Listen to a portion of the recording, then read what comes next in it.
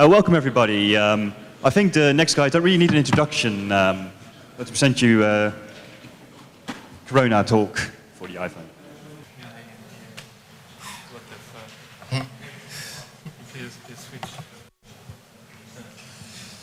All right, I'm Joshua Hill. Probably know me as POSIX Ninja. I'm really happy to be here today with all four of the core members of, I guess, the Jailbreak Dream Team. I'm not sure who coined that word. Well, basically, we broken up the presentation into two parts. First part, we're going to cover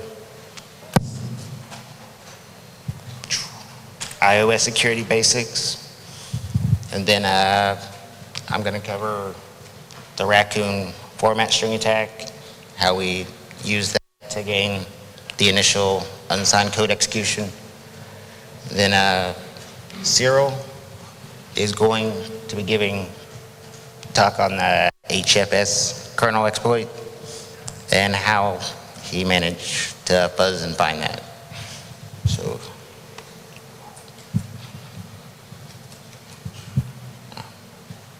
here's the guys. Yeah.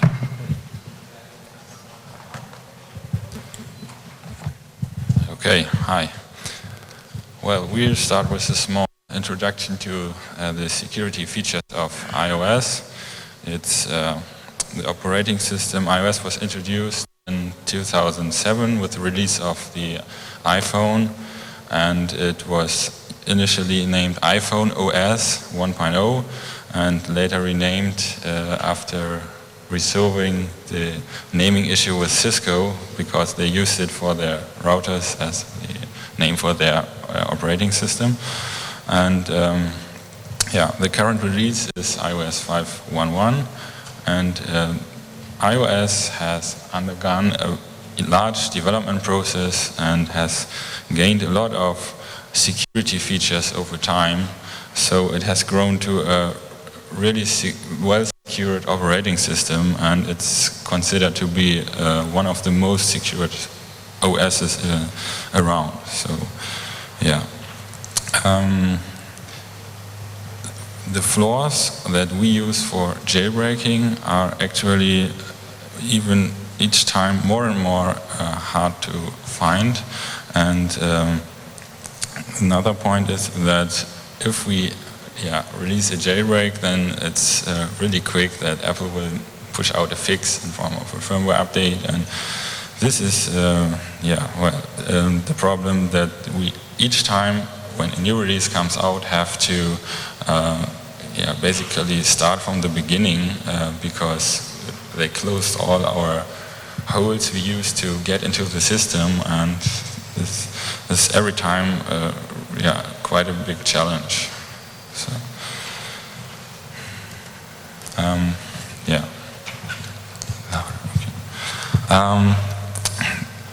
I'll start with the security features. The boot chain is the first part. It's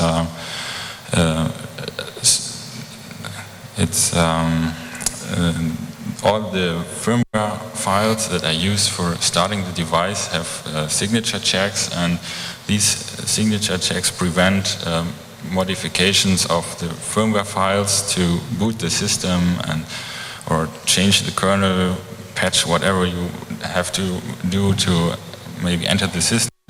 And this is followed by code signing, which prevents modification of the binaries that get executed. So if you try to patch a program, it will just not run because the signature doesn't match. The next part is data execution prevention. This is a feature that protects memory pages in a way that you can either write to this page or execute code from this page, but you cannot do both at the same time. ASLR is the next feature. This is designed in a way that the memory region for the libraries and also for programs is randomized. So basically you have a different address space for the libraries in use and for the program that is running.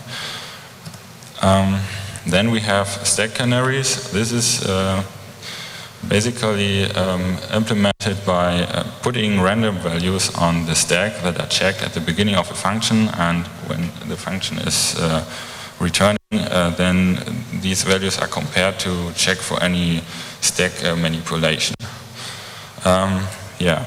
Partitions, this is very specific to the iPhone because we have the system partition, which is read-only usually, so you cannot change system files. And we have the user partition where all the data is stored, like photos or whatever. So this is a really clear separation.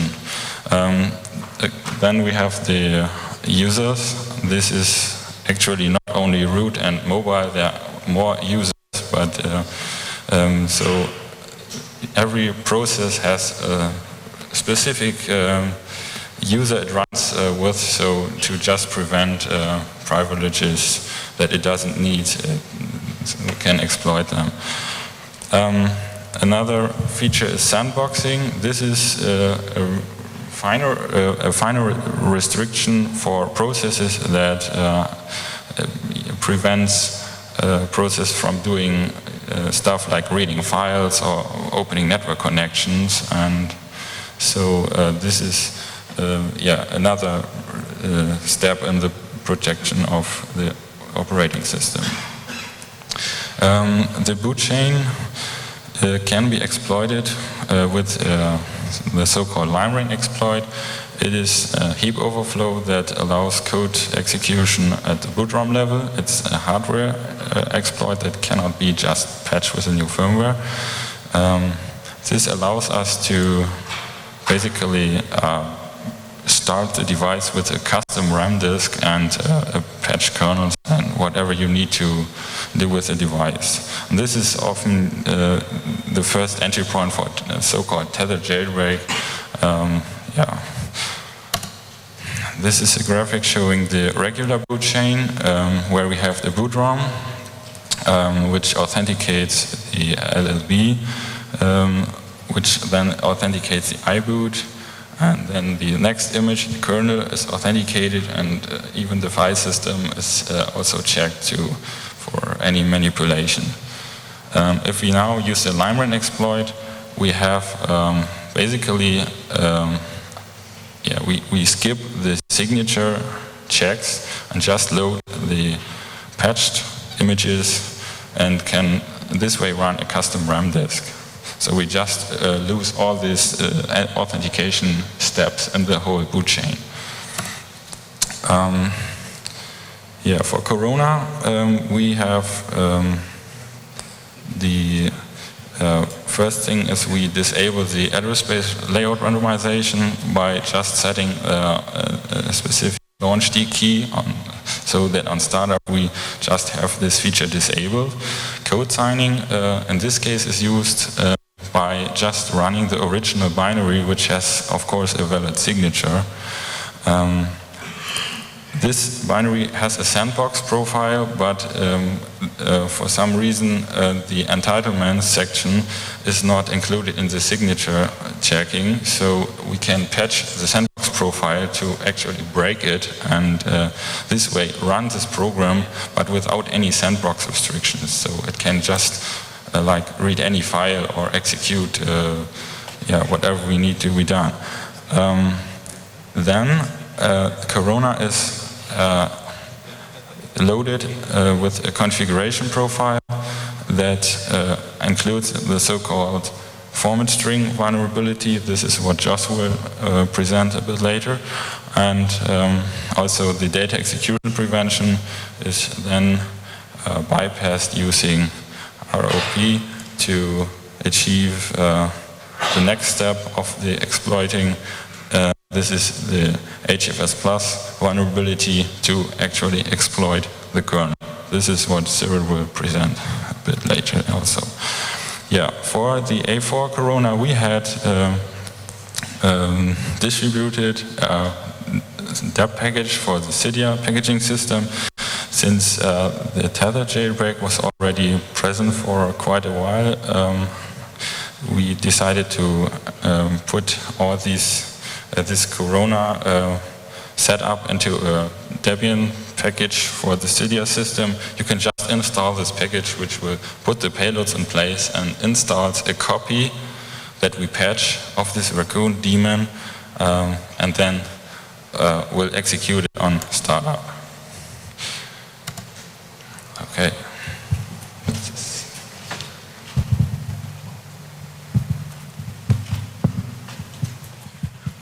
All right. I'm going to cover the unsigned code execution and how we gain the actual jump into user land, so we can get into the kernel exploit and be able to patch that out. Format strings in 2012, that's not really right.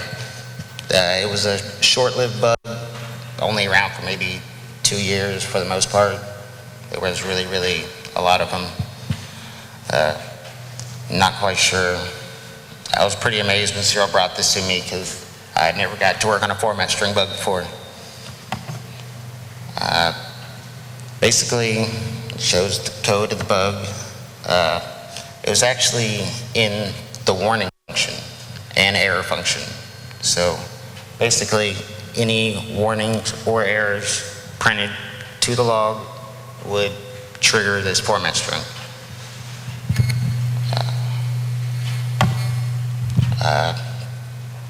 YY-warn calls into plogv. Plogv calls in plogcommon, which basically just reformats that. Well, it passed a variable argument function into here. It reformatted it into a string, and then passed back the new format back into plogv, and then without even checking it, it just sends it to syslog or the terminal.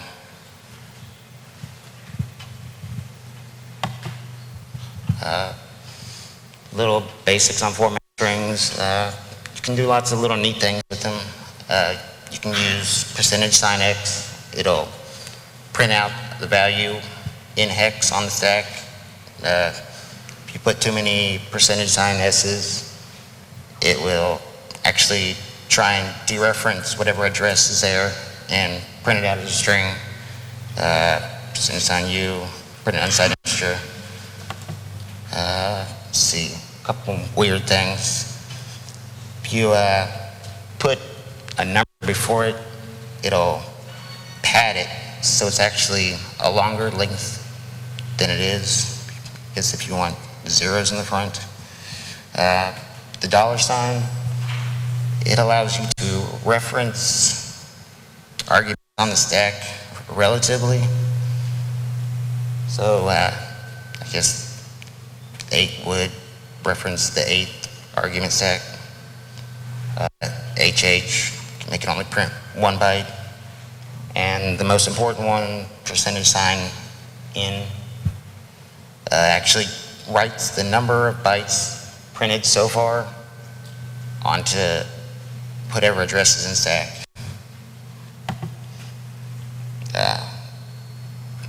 The old way they did it was they actually wrote the address they wanted in the format string and then referenced that back. But unfortunately, that way won't work anymore, because not only are the format strings actually copied into heap, and they're not actually on stack, so can't reference them.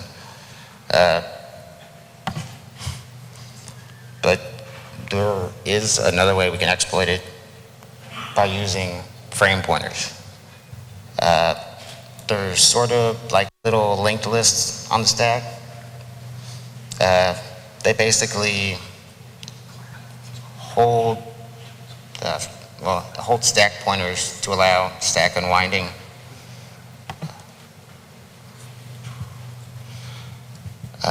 They're made on the stack in the prologue and prologue of each function. You see, it's usually held in the register R7. You can see here it pushing the old R7 onto the stack. Then it moves the current stack pointer into R7. Of course, it allocates space for local variables.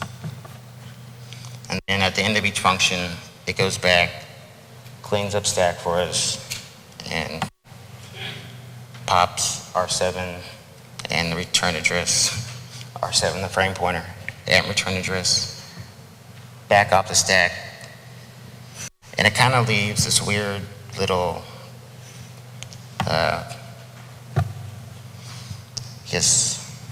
pointers in the stack that all point to one another. But this is an example of the actual payload file included with Corona.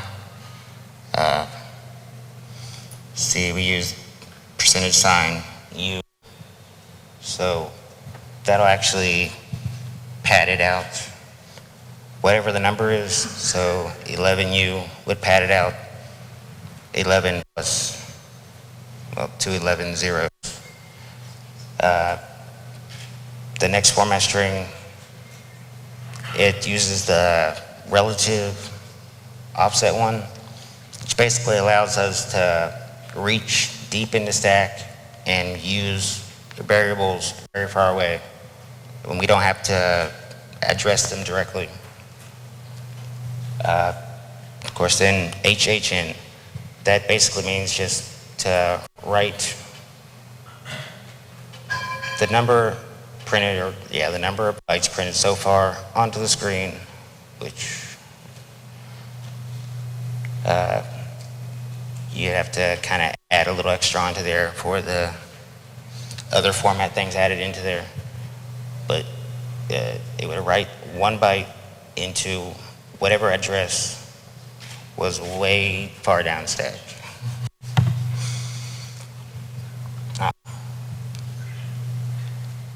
Yes.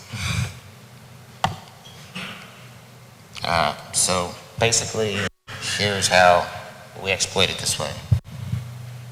Have an example, 1 frame pointer, 2 frame pointers, 3 frame pointers. Each one points to the next frame pointer. But if we're only writing 1 byte to it, then that frame pointer is going to point technically to the last byte in the address, since we're on a little Indian machine.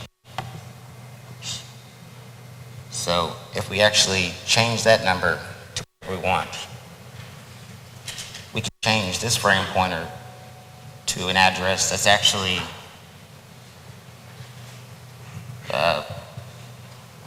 different. We can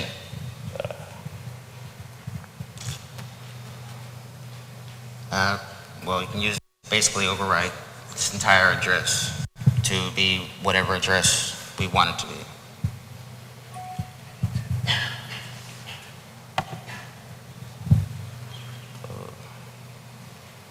And also, we don't need to know any solid addresses because we're just using addresses that are already on the stack and modifying them to basically allow us to write a payload of any size length.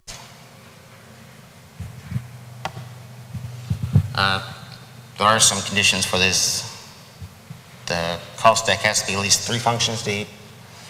And you have to be able to execute multiple format strings in a row also, which we can do since it's in YY1, and there's plenty of call stack, or a very deep call stack in Raccoon. We have to use a ROT payload because on ARM, the arguments are actually passing registers, not on stack. So also there's data execution protection, like Cyril said. So we have to only use what code's available. We also have to bypass ASLR, which is not a problem in this one, but it can be done, and me and Cyril will explain how to do that at the talk after lunch break. But now, Cyril talk about the HFS kernel exploit. Hello guys, I'm Cyril, also known as Pod2G, and I'm gonna talk about how we exploited the kernel in this jailbreak. So, to do a jailbreak, you'll see that we need to patch the security features of it somehow. So, basically, jailbreaking consists of removing certain features, security features of the kernel to let the user execute custom unsigned code. Yeah. Also, it adds the ability to run code outside of the container sandbox and not complying on App Store's application rules. This is a slide explaining the code signing basics, the mandatory code signing, because iOS kernel will refuse to execute unsigned code in different ways, because first, it won't let you load unsigned macros. Also, it will refuse to load unsigned pages. So the first one is the kernel macro loader. The second one is in the handling of the memory. Also, the iOS kernel won't let the user map readable, writable, and executable pages at the same time. This is not possible except for except that there is some special entitlement you can add to some processes to use the so-called JIT, just-in-time features. And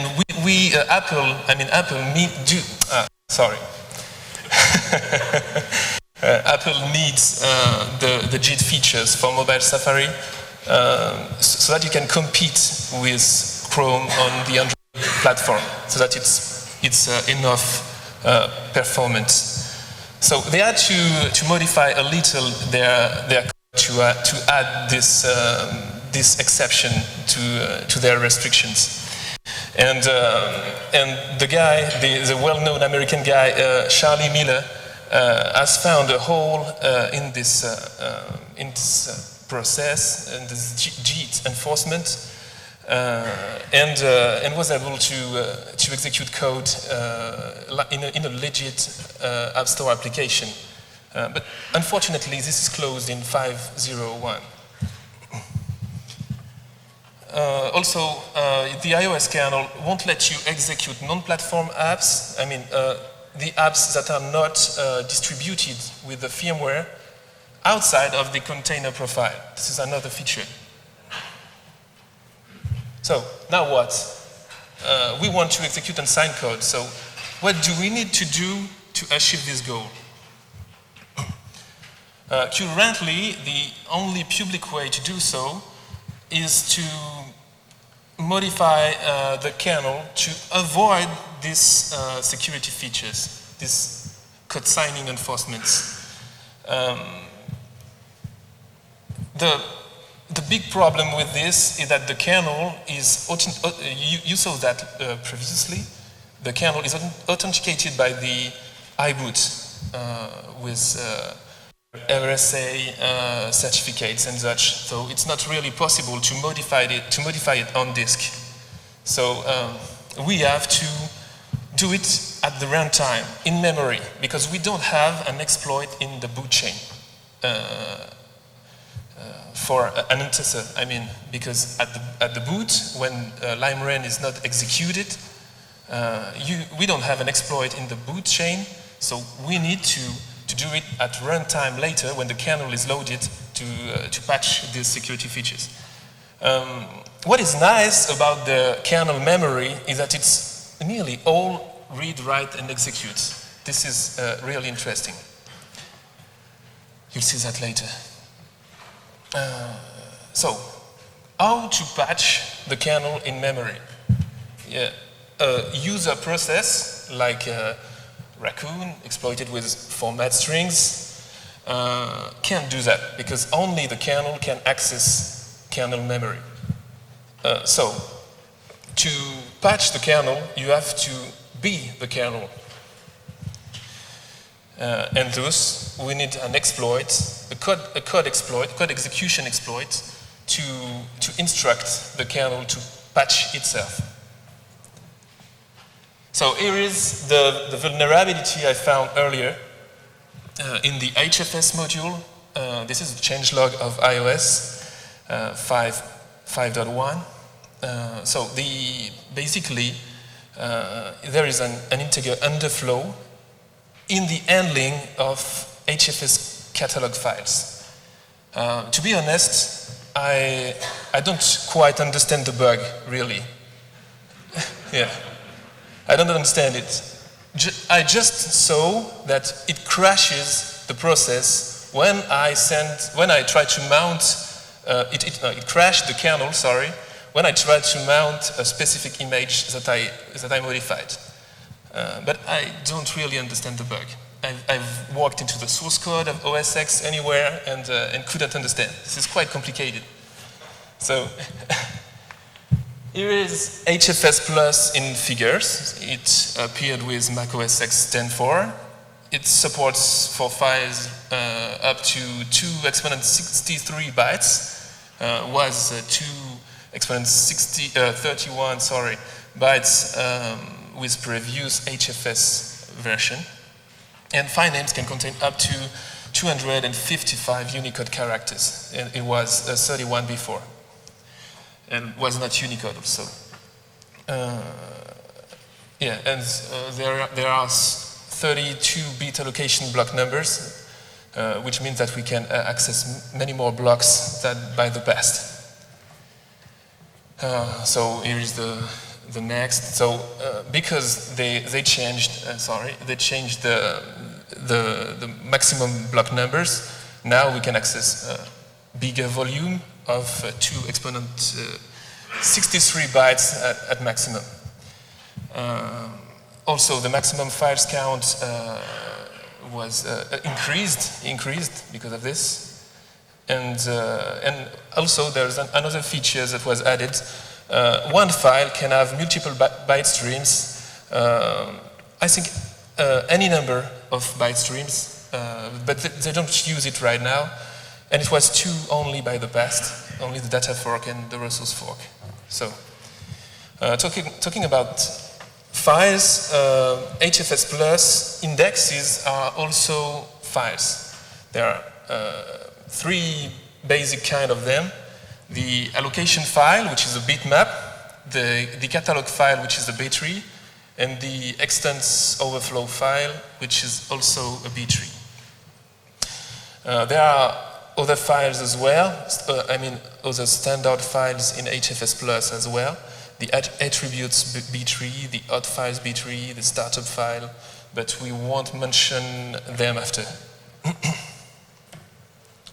So, the allocation file is basically a map of all the blocks in the volume, and there is 1 bit per block. The bit is set if the block is allocated, that's all. It permits to the HFS engine to choose the right blocks, the right free blocks when you create a file. There's also the catalog file, which indexes all file names, file attributes, basic attributes, and up to 8 first extents. Extents is a sequence of blocks for consecutive blocks in the file system. So the catalog file is also B tree. And and he holds a parent-child relationship between folders and files. And the last one we'll talk about here is the extents overflow file, which is a B tree also, and which defines additional extents for files of more than 8 extents. Well, the bug happened in the volume header. You'll see that. That's why I'm talking about it. It defined the basic volume metadata of HFS, the version, the type, the block size, the number of blocks total, the number of free blocks. And also it points to the different index files in the volume. Here is one example. So, as you can see, the first bytes are H+, then there is the version that we can read after. And this is pointless to define each of the other values because we are not really interested in this. But there are different four zones that define the standard default files: the allocation file, the extents file, catalog file, and attributes file. Here is the structure defining this area we can see. Okay. The first member of this structure is logical size of the fork. Then we have the clump size. I won't give you more details about that because this is kind of complicated. The clump size, the extents, it's kind of complicated, so I won't give the much details about this. But one which is really interesting is the total blocks used by the fork. Then here is the idea. What if we modify the total number of blocks of the catalog file to be less than it really is? Like this. Let's see. We're going to try this on OS X 10.6.8. We'll create an HFS image using standard tools, DG, VN device, and new HFS tools. We'll mount it, add in some files, unmount, then we will patch this famous D word we saw previously, this one. And we will try this little mount sequence. We basically transform VN image.test to a block device, which is called dev vn0. Then we'll mkdir the directory we want to mount, and we'll mount this image as a loopback device. Whoops, that crashes.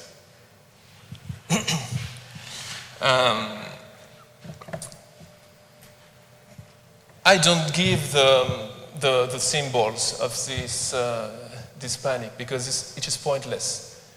I mean, it's different each try. You try it one time, it will crash in a specific function. You try it another time, it will crash in another function. It is random. So, this is random. So, what does it mean, in fact? I also reversed a little the stack trace, and I saw that it happened a lot in zalloc and zfree. So it has something to do with the heap, something like a memory corruption somehow. So after that, like I explained it earlier, I tried different things. I tried to connect to let's say that the virtual machine with KDP. I tried to do static analysis of the code of macOS 6. I really don't understand what it happens in the code. So shall I lose time on this? No, I'm going straight to exploitation.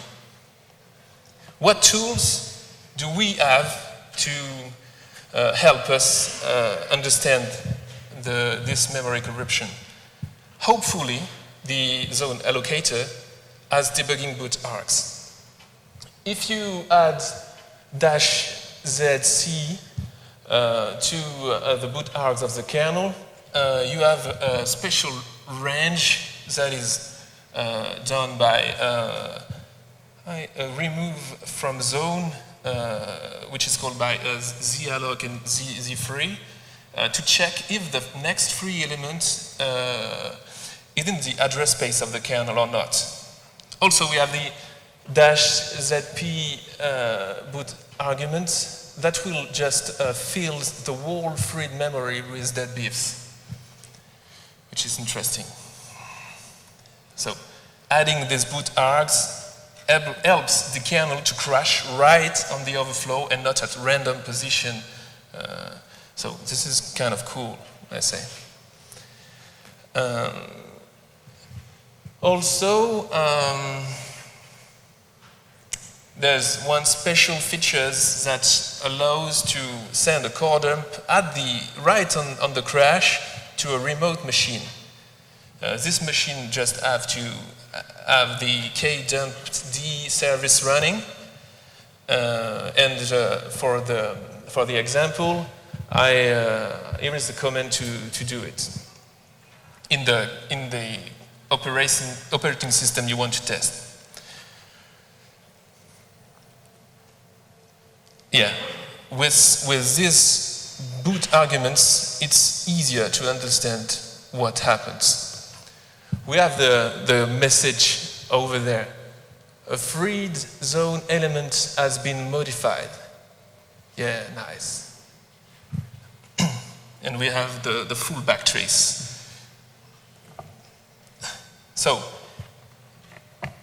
we have core dumps, we have debugging boot arguments. Okay, GDB is now useful.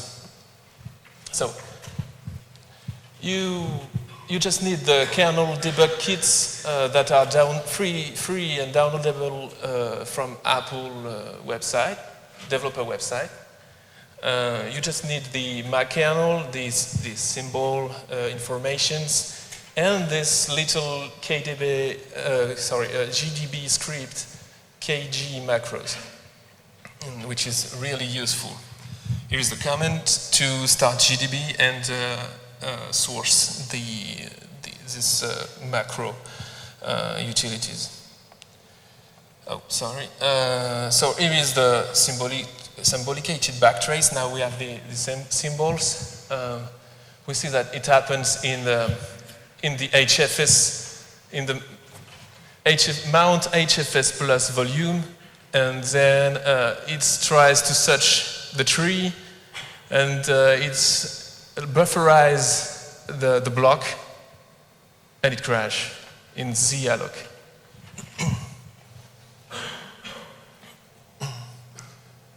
And one special cool feature of those KG macros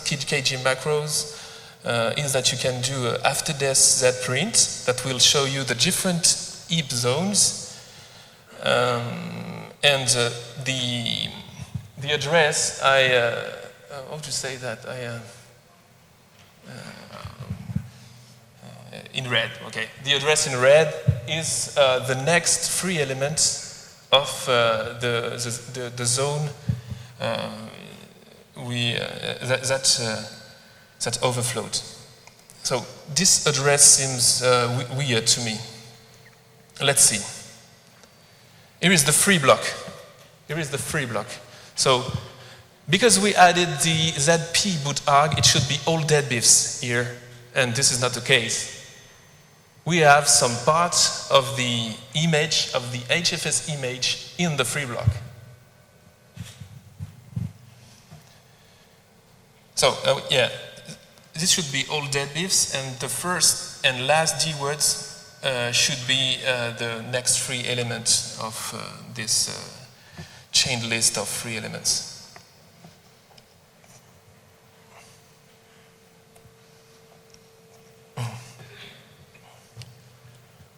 Now, we can go even further with the heap debugging tools by adding zlock boot arg. Now that we know the compromised zone name, it's buff 496. Oh, I got that. I've not showed you. Anyway, this is not the point. We have the zone name. So now we can add this special boot arg that will trace allocations and freeze, which is really nice to know when you want to perform the feng shui. So here is the command to zlog the special zone. Now, okay, we know that we can overwrite a free element with custom data coming from the HFS image itself. So we have the complete trace of latest allocations and freeze with zstack debugging macro. I tried to play with this, but I concluded that buff 4096 bytes is not the best zone to play with, because it changes really often. Because also the root file system of iOS, for example, or OS X also use this special heap zone. So we will see after that we need to change that zone to another one. One important thing also about iOS, which is different from OS X, I don't know why, but you can see the kernel heap, a Mageddon paper of Stefan Hesse. The next kernel page allocation is not predictable, while it is when your heap is defragmented on OS X. So I had to change the way to do this to achieve my goal. So, is it exploitable? We can write basically data to the next, to a free block in memory, a free heap element. And yeah, this is exploitable because this is a linked list, and if you can overwrite, and this is why it crashes also, if you can overwrite the first D word of the next free element, and you can do 2 allocation after that, then this allocation happens in a controlled position.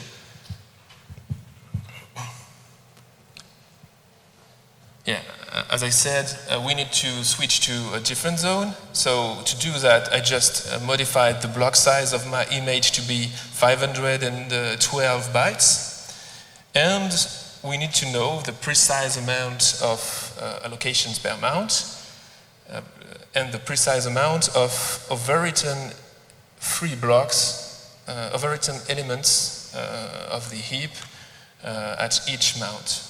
So yeah, numbers 3 and 5. Okay, so here is how we're going to exploit it. We have 3 images, one that is clean, the standard one, the original one, and another one that is the image that where we just have changed the famous D word I showed you previously, the so-called heap overflow image. Then we have a third image that is a payload to be written in the controllable location of the kernel. Here is the exploit sequence. We're gonna mount twice the first image, then unmount it, mount one time the overflow image, unmount it, and we'll need to mount the clean image one time again, then the payload image at last.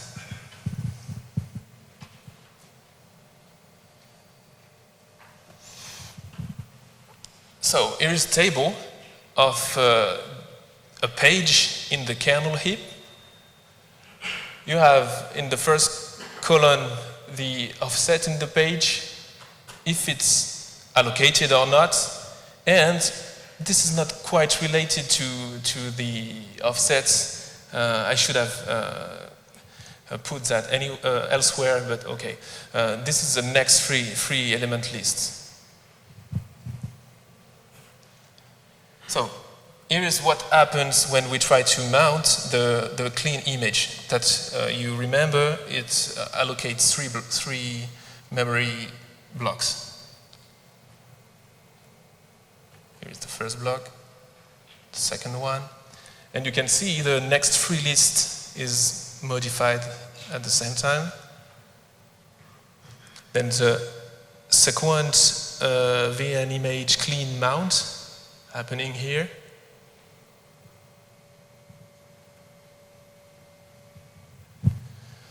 Okay. Then we will unmount these images so that we can control where the overflow happens. Okay. Okay, so next free element will be at offset 800 in X.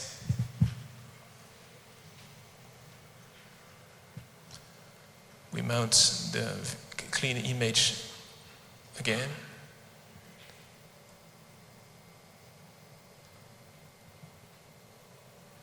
Oh, sorry, okay.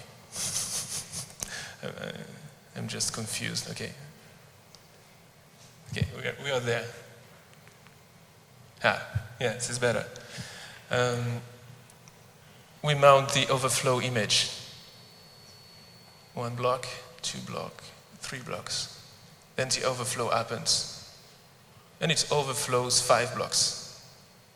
And what is really interesting is that it overflows this last one, which is the next free element of the list. We unmount it. And again, we mount the clean image. See the overflowed element of the next free list here.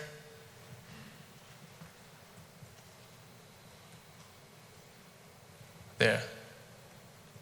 We try to mount the VN image payload, and it is mounted in a position we control, because overflow data is controllable.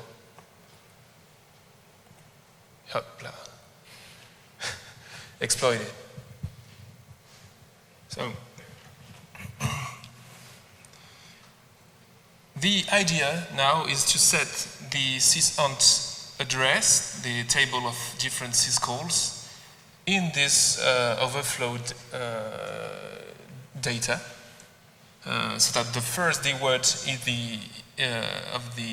this element points to a syscall we want, and what will happen is that we'll override the syscall table with our data.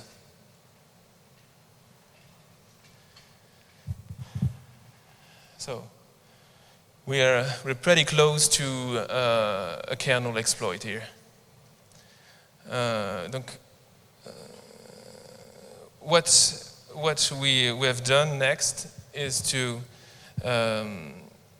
so basically we replaced the 512 bytes of the sysint with some controllable data, which is half sysint, half HFS, so that we can apply the HFS protocol rules on our image. Then we have replaced a particular syscall with a write anywhere gadget, and that write anywhere gadget, that write anywhere syscall we have created is then utilized to restore the corrupted sysend and apply the jailbreak kernel patches.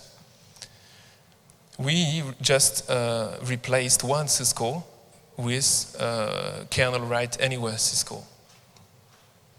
That we then use in our RAP payload to do the jailbreak. Here is the famous RAP gadget we used, Qua for kernel write anywhere.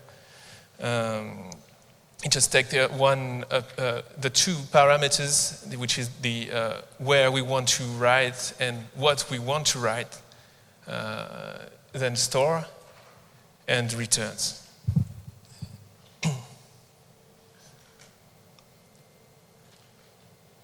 Okay, so if you need more information about this stuff, we are gonna release the source code of proof of concept after Hack in the Box publicly. And you can read, of course, the iOS Hacker's Handbook to know which patch to apply with the kernel write anywhere to do a jailbreak, which is out of scope here. Any question?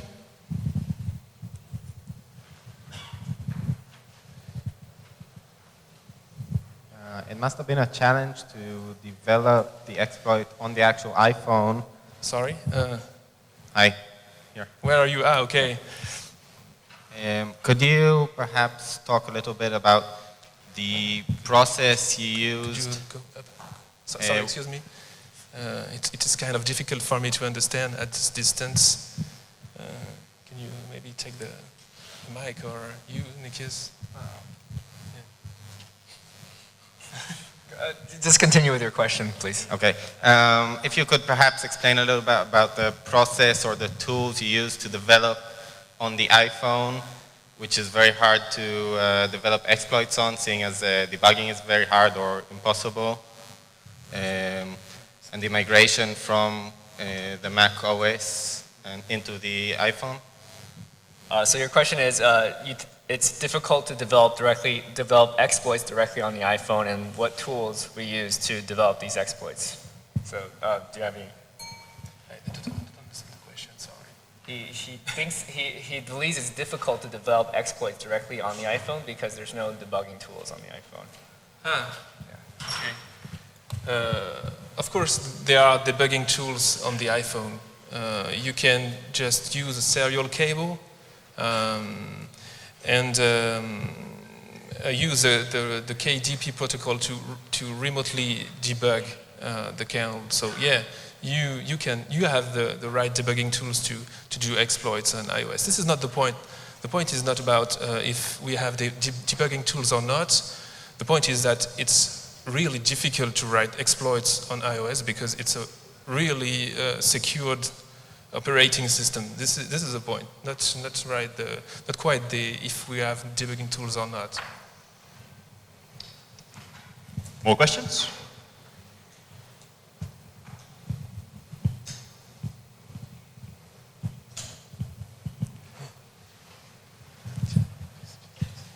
Take it.